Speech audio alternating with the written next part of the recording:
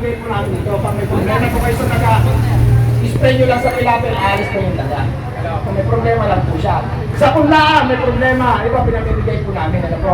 Kasi ongoing pinapabalik na may takbo. Opo. Ay, maganda po yung sa mga daga po na yan. Spray mo sa kunlaan. Hindi na po lalapitan niya pag ano.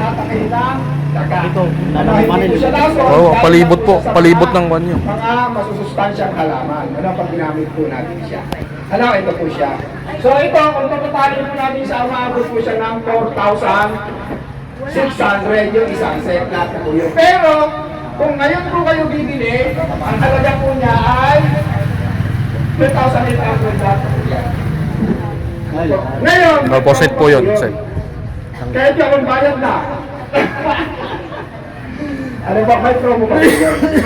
Dito po sa science, ito po niya. Oo. Yung pong pag nabili niyo po yung set na yon, yun po, libre na po yung pampatay ng daga. Ito marami ng promo. Ano ba? Ang promo po natin, pag bumili po kayo ng isang set, 2,800, yung isang set ay 700 na lang. Kaya yung dalawang set, 3,500 na lang siya. Ano, 1,000 plus lang yung isang set. Ano, kaya dalawang set, 2 hectares, bumili kayo ng dalawang 3,500 lang siya. Kung bibili mo ito sa Agri-Supply, 800 to 900 pesos. Kung bibili mo ito sa Agri-Supply, 400 pesos. Kung bibili mo naman ito sa Agri-Supply, litro 700 pesos. So, pag bumili po kayo ngayon, magiging yung dalawa, 3,500 siya. Kaya 1,000 plus lang yung isang set natin. Dalawang set ang bibili nyo, 3,500. Ilang item po yan? At ito ay... Asan yung pag-spray natin ngayon, sir? Ginawan po natin ng programa para yung mga magsasaka makagamit yan. Iti-pray mo natin yung isang set. Pag bumili po kayo ng isang set, free po yung isang set. 1, 2, 3, 4, 5. Yung apat na ito, 9 items po yan. Kung bili ka ng isang set, 3, 5, may kasama ng isang set. Ano po? At lahat po yan free. Ano po? Hindi lang kasama ito at hindi po kasama sa free.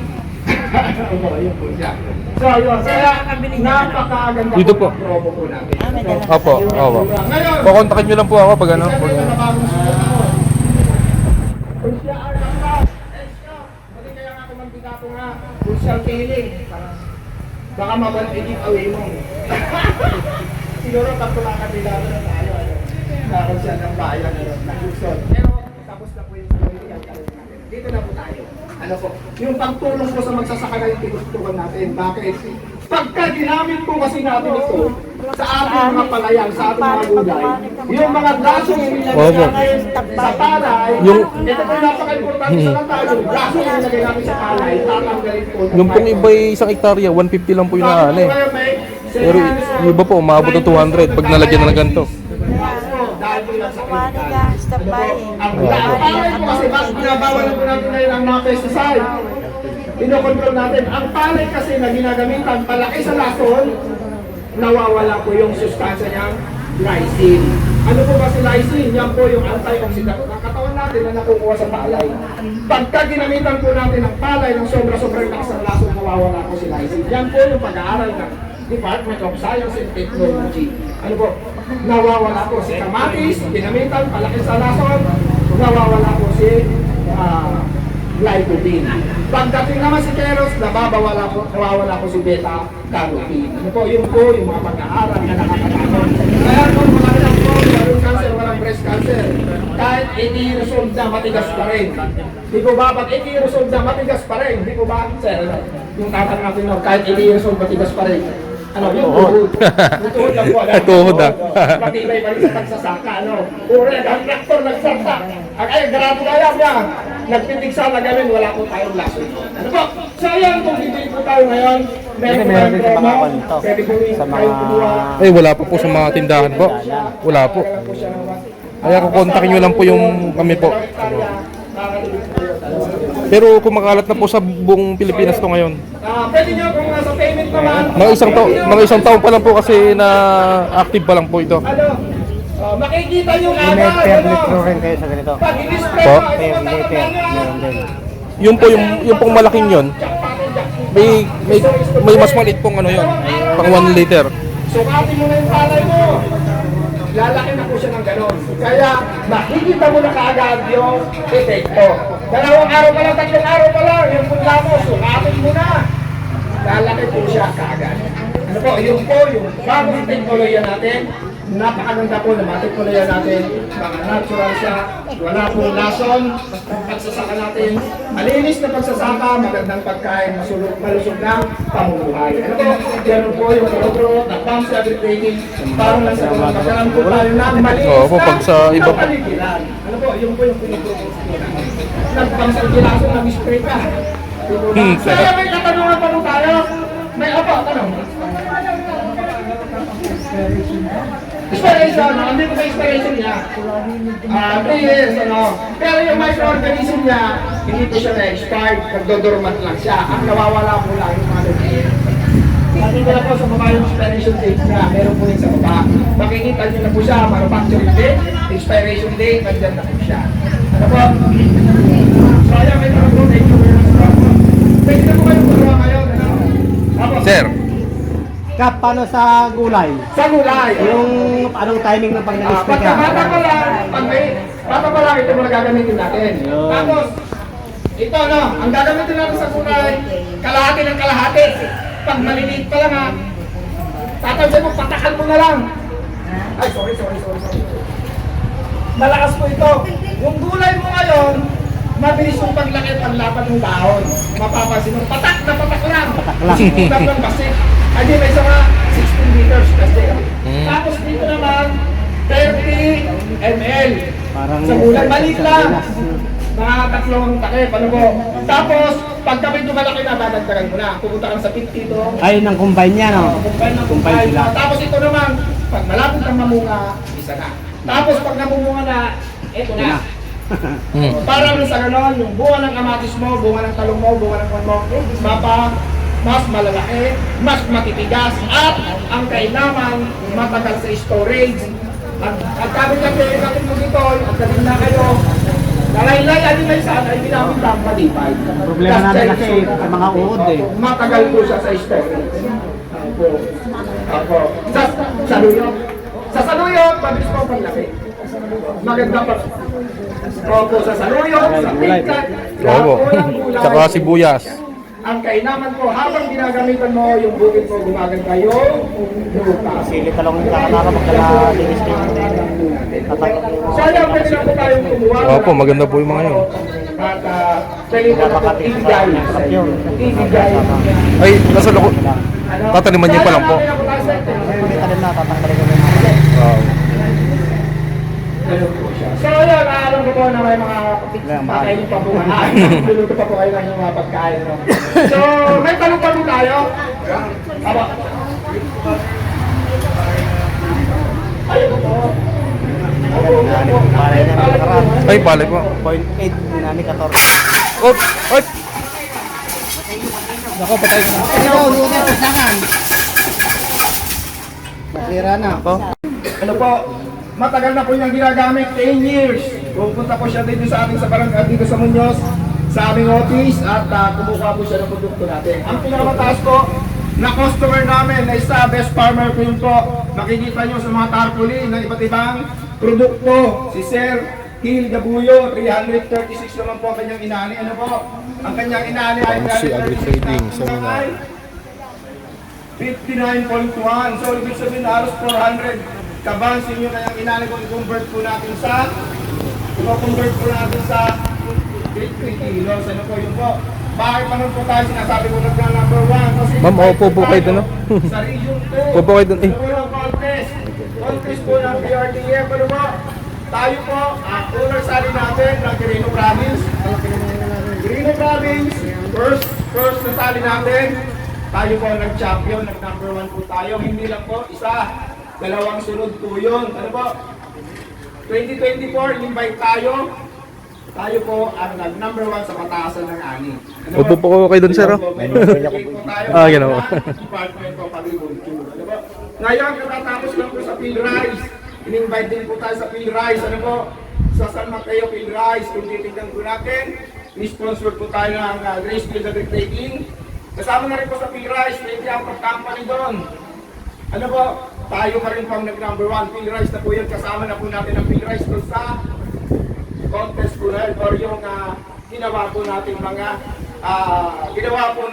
mga teknolohiya or yung pagpapagamit sa bukid. Ano po yung inabot namin peel rice na po mismo yun. Ano po, katatapos lang po, last 2 weeks pa lang po siya ginamit, ay tayo po ang number 1. Ano po, ganun po yung nabot natin tambay. So, bakit po ganun na natin nga?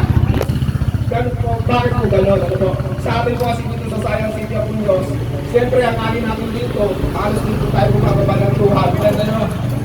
Sino po umali ng 200 kayo? Wala! Opo. So, may pagkakita po ako sa inyo.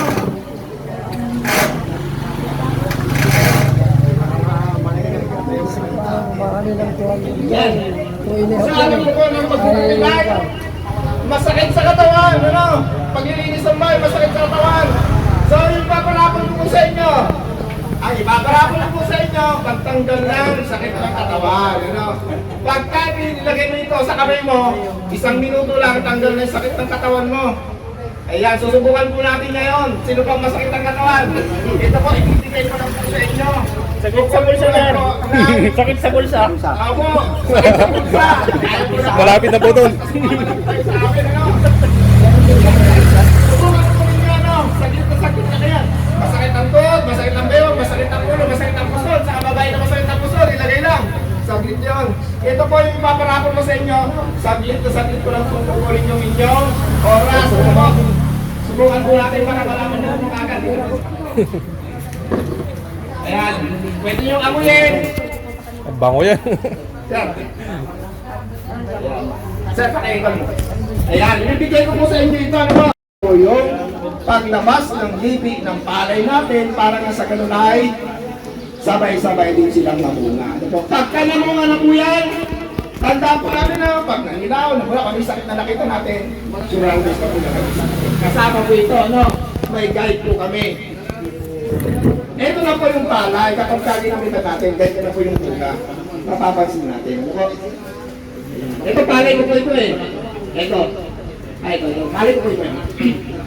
Nagkapalis po ito ng 200 plus, ano? Bakit po ganito yung palay natin? Ang mapapansin ninyo, yung daro ng palay lang inanin niya 250 nung nakarang tag-ulang pa po, kinapos pa po tayo ng tubig, di ba? Si Simang Domeng 250 plus pa rin po, tag-ulang po yun. Ano?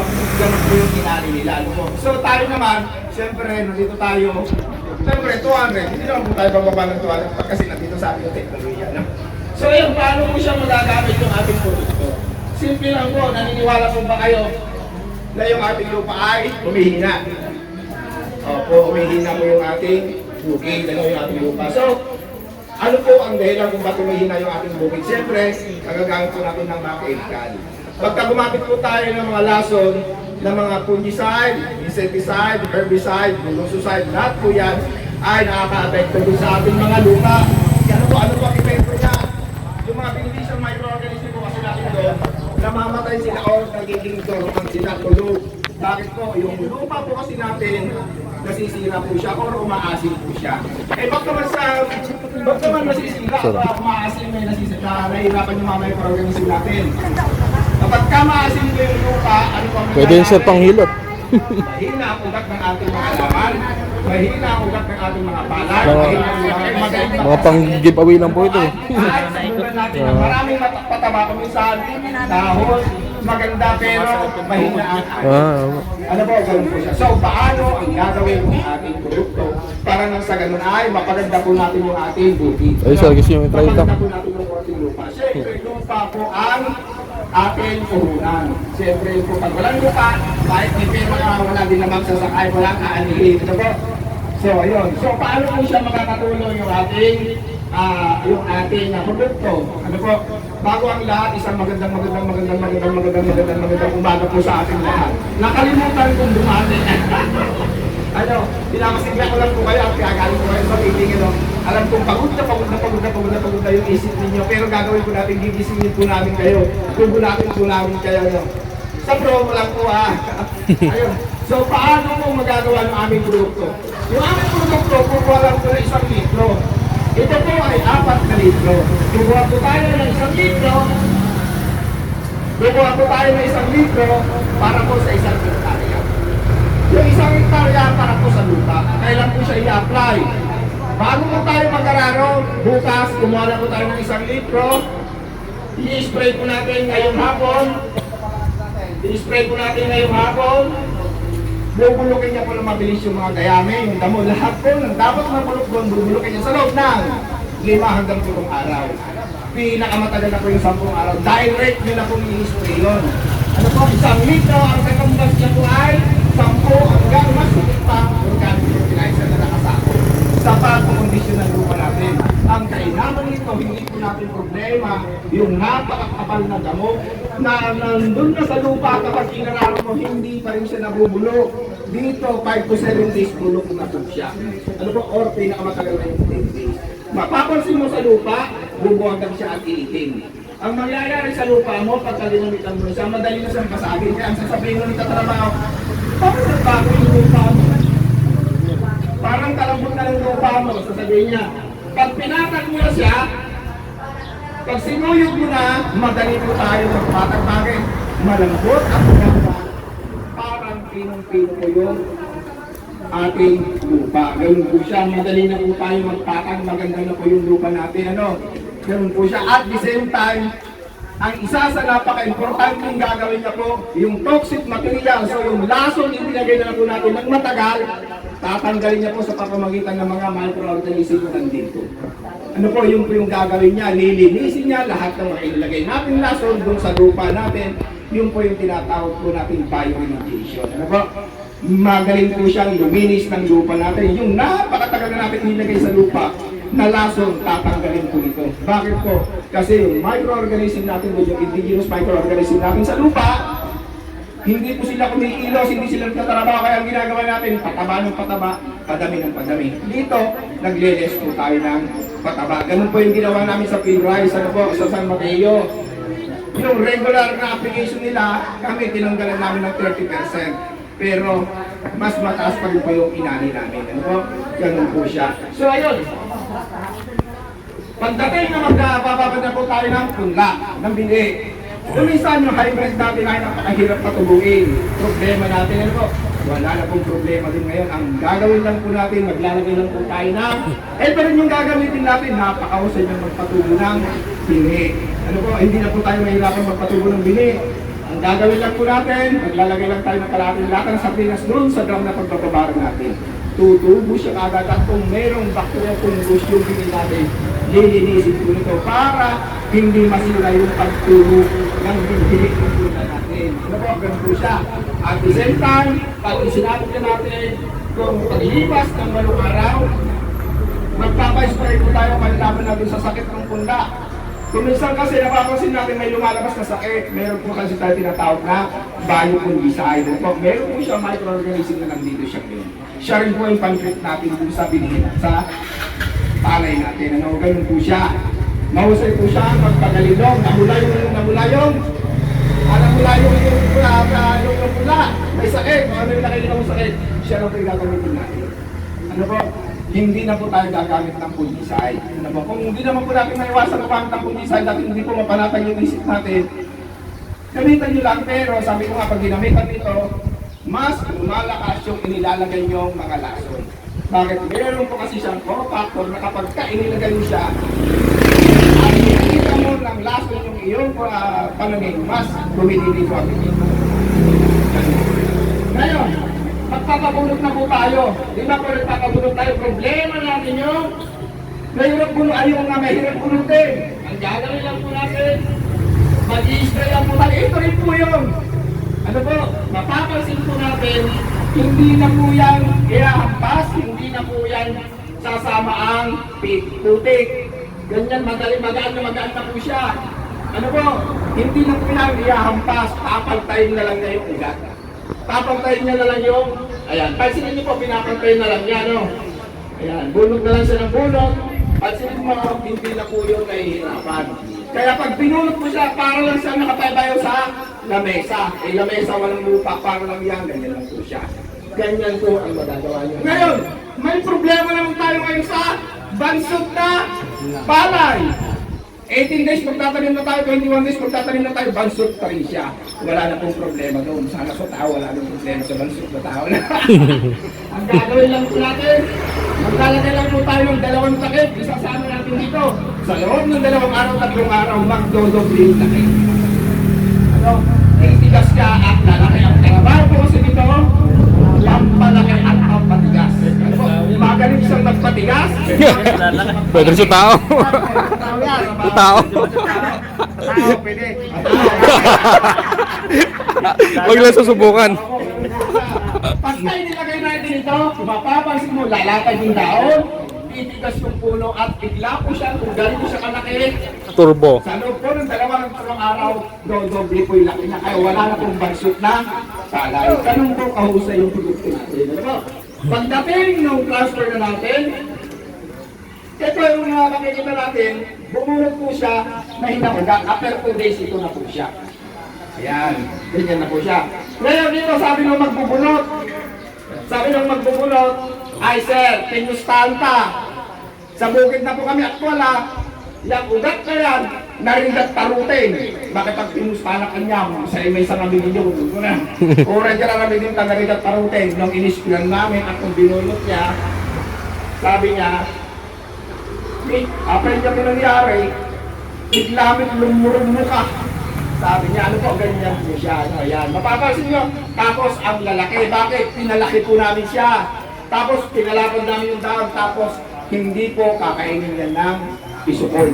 Kasi matitigas yung kanyang dahon. Nasakit dun sa bisukol. Ano? Mapapansin mo. Kaya hindi na po kami gumagamit ng bulosusay.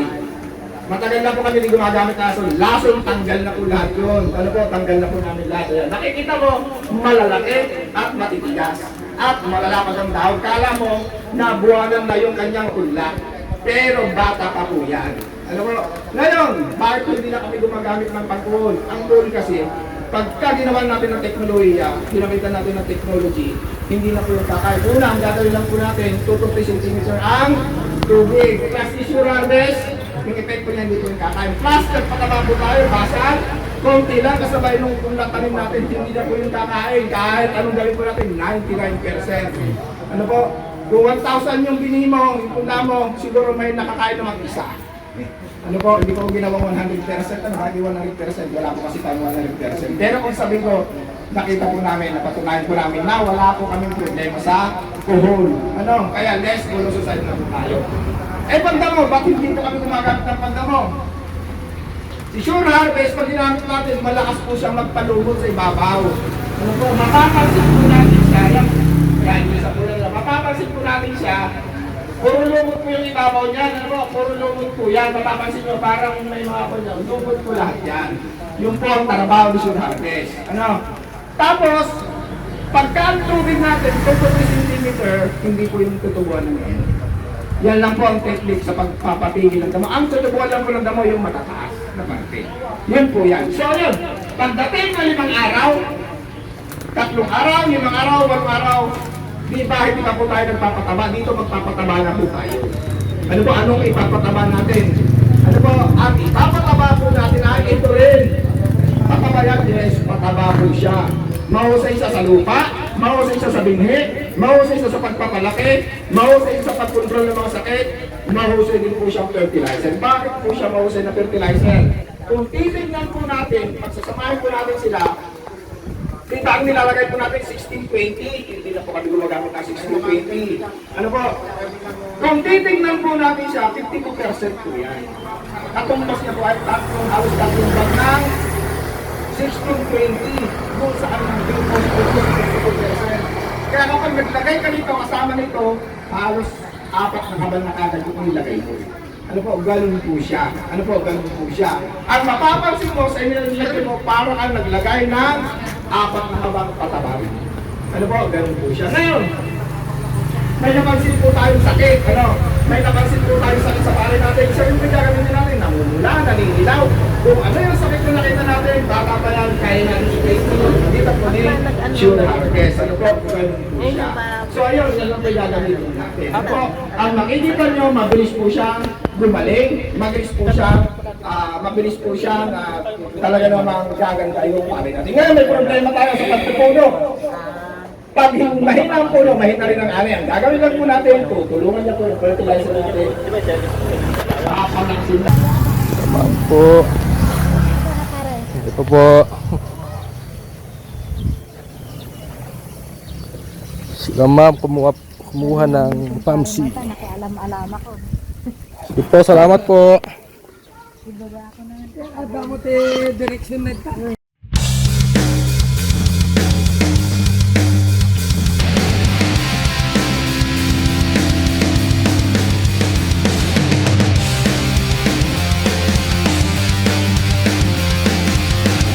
Pero kaya nung nagdagdag na inad, kakakain ng papaitan, yung may matanda, bawal na ang pinapaitan na sakit ng tuloy. Di ba? Di ba? Ganyan po yun.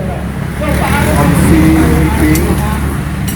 lupa? Ang lupa po Barangay natin, Bicol. hindi na talaga. Sa pamamagitan ng paggamit natin ng mga chemical fertilizer, pesticide, insecticide, pesticide. Ano ang epekto ng ngayon doon sa ating lupa? Ang epekto po ng mga ginagamit natin, mga chemical sa lupa natin ay pinapatay po natin yung mga beneficial microorganism. Doon yung hindi po natin nakikita, nakatulong po natin na mula nung sa kain namin yung lupa, dapat nandun lang sila, pinapalusog natin. Pero gawa nga pang ginagawa natin, mispray natin ng lason, patay. Mispray natin ng pesticide, patay. Mispray natin ng insecticide, patay. So, unti-unti, namamatay sila, tulog po sila doon. Kaya pag nagsaka na po tayo, wala na po, tatapulong sa karabaw natin ang nangyayari. Bakit na natin? Pag pinagin natin ang maraming natin, tapos, mahina ang mga palay natin. Nakita mo maganda, pero pagdating ko, nakita mo siya, yung lupa po na ay palay natin ay mahina. So, yun. Paano po natin yung paano po natin yung paano natin ibabalik sa dating sinta yung lupa natin. So, yun po yung sasyakulan sa inyo. Saglit na saglit lang po ano po, pabilisan lang po yung gagawin ng pagpapaliwanag. Tapos, mayroon po tayong exam. May premyo. Ano po? So, ayan, yung gagawin po natin. So, kung paano po siya magamit, yun po yung i-share po namin sa inyo. Ano po? Yun po yung gagawin natin para nang sa ganun ay sinuro po namin sa inyo. Para nang sa ganun ay nakuha po natin yun. Sinasabi po natin 200 daanin. 250 daanin natin yan. Po. Huwag ka lang kasama sa kon mo. Opo.